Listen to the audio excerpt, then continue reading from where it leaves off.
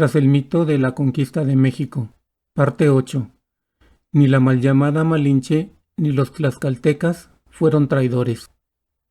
Desde hace muchísimos años, los historiadores del oficialismo recrearon una versión de la conquista a manos de los españoles, con la colaboración de la polémica y mal llamada Malinche. En realidad, a quien se le llamaba Malinche era a Cortés, no a Malintzin. Entonces, ¿por qué surgió este mito? Porque contar que entre los pueblos mesoamericanos se habían traicionado contradecía la versión oficial sobre el nacimiento de México como Estado-nación.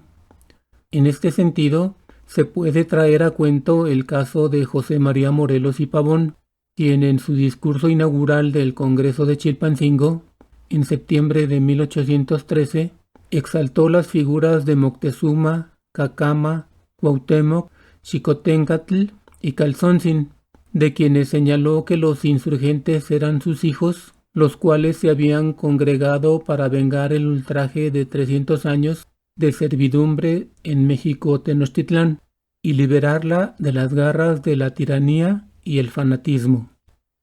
Con este discurso, Morelos mezcló indiscriminadamente a guerreros de diferentes pueblos, Moctezuma y Cuauhtémoc, mexicas, y Cacama texcocano, eran aliados, pero Xicoténcatl, tlaxcalteca, y Calzónzin, tarasco, eran enemigos acérrimos de los mexicas.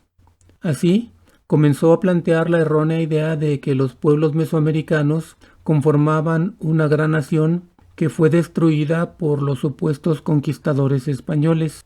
Se puede decir que Morelos, de alguna manera, fue el inventor del mito al destacar que todo el sistema colonial se sustentó en la destrucción de un único pueblo, el mexica, lo cual confirma al reivindicar a la ciudad de México Tenochtitlán.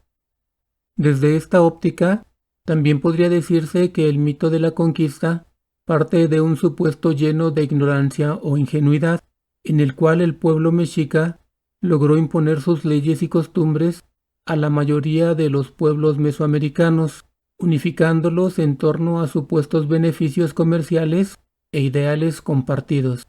Es decir, como si todos estos pueblos hubieran estado de acuerdo y conformes con ese orden de cosas.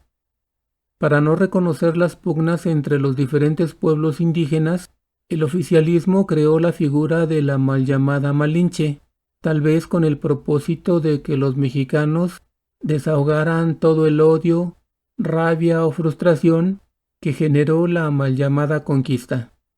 Esa creación, basada en el personaje histórico de Malintzin, o Doña Marina, como le nombraron los españoles, representa la traición hecha mujer y, por si fuera poco, según los relatos oficiales, fue la culpable de que finalizara la época dorada de la nación mexica. Malintzin es considerada una traidora, pero no es así porque ella no era mexica, no traicionó a su propio pueblo, el maya chontal. Al contrario, ella había sido testigo de la expansión del poderío mexica y la había sufrido. Estaba uniéndose para apoyar a quienes quizás podían ayudarle a acabar con el dominio de México Tenochtitlán. Como ya se ha dicho, en gran medida la caída de Tenochtitlán fue a causa de la viruela, traída por los españoles, y de la alianza entre indígenas y peninsulares, no por una traición de Malintzin. Con base en el mito de la mal llamada Malinche, a lo largo de los años se ha generado un odio irracional a lo extranjero, a lo diferente. El hecho de tener cierta preferencia por lo otro antes que por nuestras raíces es lo que se conoce como malinchismo, que no es otra cosa que una construcción pseudopatriótica que solo causa odio y miedo hacia el extranjero. Según Bernal Díaz del Castillo, Malintzin nació en Painaya, un pequeño poblado cerca de Coatzacoalcos, y fue entregada a Alonso Hernández de Portocarrero, uno de los hombres más cercanos a Cortés. Para algunos estudiosos, tras la batalla de Centla, en el actual estado de Tabasco, a Cortés se le entregaron varias mujeres en calidad de esclavas. Entre ellas estaba Malintzin. Malintzin era una mujer muy inteligente y preparada, pues además de hablar maya, dominaba la lengua de los mexicas, así que se convirtió en la traductora de los peninsulares, lo que hizo posible comunicarse con Moctezuma, el señor de Tenochtitlán. Debido a lo anterior, tuvo un papel decisivo en la unificación y consolidación de la alianza entre indígenas y peninsulares. Sin embargo, por machismo, discriminación, envidia o cualquier otro pretexto, Cortés no atribuyó mucho valor a la participación de Malintzin en la construcción de las alianzas ni en su indispensable labor de traducción. Solo la menciona 2 veces en sus llamadas cartas de relación. En 1520 como su intérprete, que es una mujer india, y en 1529 como Marina, que viaja siempre en su compañía desde que se la regalaron. Bernal Díaz, en cambio, sí le reconoció a Malintzin su lealtad, su tenacidad y su inteligencia, cualidades que, según el cronista, salvaron a la expedición en numerosas ocasiones. Los mexicas y otros pueblos nahuas también le reconocieron esa y otras cualidades. Luego de la llegada de los españoles, en el proceso de comunicación se daba una especie de triangulación. Cortés hablaba en español y Jerónimo de Aguilar se lo traducía al maya a Malintzin, que hablaba el maya, el náhuatl y otras lenguas indígenas. Este sistema no siempre fue muy efectivo, ya que también ocasionó algunos problemas de incomprensión. Veamos el caso emblemático de Cuauhtémoc. La ciudad de Tlatelolco fue el último reducto de la resistencia mexica. Allí se concentraron los guerreros de Cuauhtémoc para dar la batalla final contra los españoles y sus aliados. El 13 de agosto de 1521, el último tlatoani fue capturado y llevado ante Cortés. En este punto, parece importante aclarar que la palabra tlatoani hace referencia al que habla, y el que tiene el poder del habla es el máximo gobernante, mientras que los otros deben callar. Después de caer prisionero, Cuauhtémoc compareció ante Cortés, pero no tenía una actitud derrotista sino altiva. Entonces, según los estudiosos, le dijo: «Señor Malinche, he hecho lo posible en defensa de mi ciudad y ya no puedo más. Por lo tanto, toma el cuchillo que tienes en el cinto y sacrifícame luego con él». Entonces, Malintzin se lo tradujo a Jerónimo de Aguilar y éste a Cortés, pero no captó bien la esencia de lo dicho por Malintzin y, en forma burda, lo que le dijo al capitán español fue algo así como: «Dice que ha sido derrotado y que lo mates». Pero eso era erróneo. Lo que Cuauhtémoc quería decir era: «Toma el cuchillo y sacrifícame.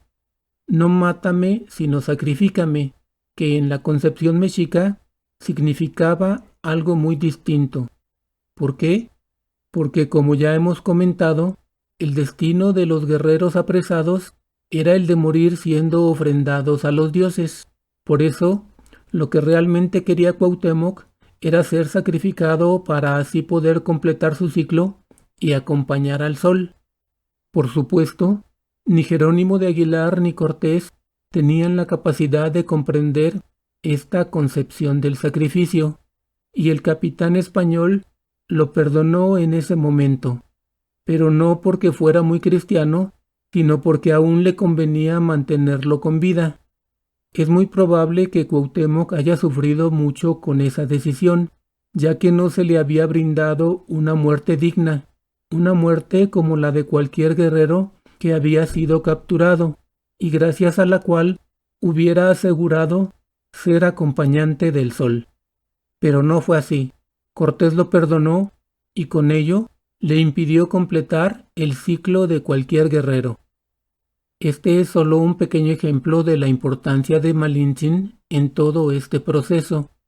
Por eso, sería necesario revalorar su papel como traductora, pero también como la principal mediadora intercultural y negociadora política, y reconocer la importancia que tuvo para los diferentes pueblos mesoamericanos.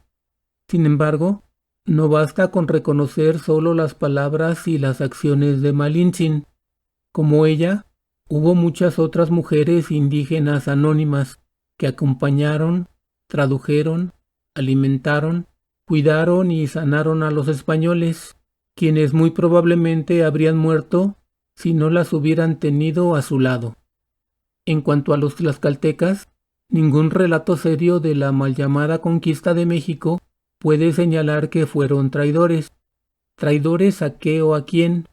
En realidad, en septiembre de 1521, los tlaxcaltecas lograron vencer, con el apoyo de otros pueblos indígenas y de los españoles, a sus acérrimos rivales, el poderoso Altépetl mexica. Los tlaxcaltecas salieron victoriosos de una guerra que duró cerca de 2 años. Estos vencedores y sus descendientes lograron consolidar su poder político y social en la región de Tlaxcala. Por ejemplo, podemos mencionar a las familias descendientes de Xicoténcatl en Tizatlán y de Maxixcatzin en Ocotelulco. Los vencedores de las guerras y sus descendientes preservaron su lugar de privilegio social y político en Tlaxcala durante los siguientes 3 siglos. A estas familias se unió la de Antonio Calmecagua, quien ganó distinción en el campo de batalla. Al parecer, estas familias extendieron sus dominios hacia Oaxaca y Centroamérica y hacia el norte de la antigua región mesoamericana. Luego de la guerra, muchos otros tlatoanis y guerreros tlaxcaltecas obtuvieron, para ellos y para sus descendientes, escudos de armas que les significaron grandes privilegios dentro del nuevo orden establecido. También podemos señalar que el Altépetl de Tlaxcala adquirió el estatus de ciudad, es decir, tuvo autonomía e independencia en relación con la jerarquía burocrática novohispana. En pocas palabras, la mal llamada conquista española no trajo para los tlaxcaltecas el fin de su poderío político y militar, y tampoco significó la desaparición de sus tradiciones ni de sus lenguas. Por el contrario, fueron los principales vencedores del otrora poderoso pueblo mexica, y así lo reconocieron sus aliados empualtecas, texcocanos, otomíes y xochimilcas. Ese mismo reconocimiento también les fue otorgado durante casi 3 siglos por sus aliados peninsulares.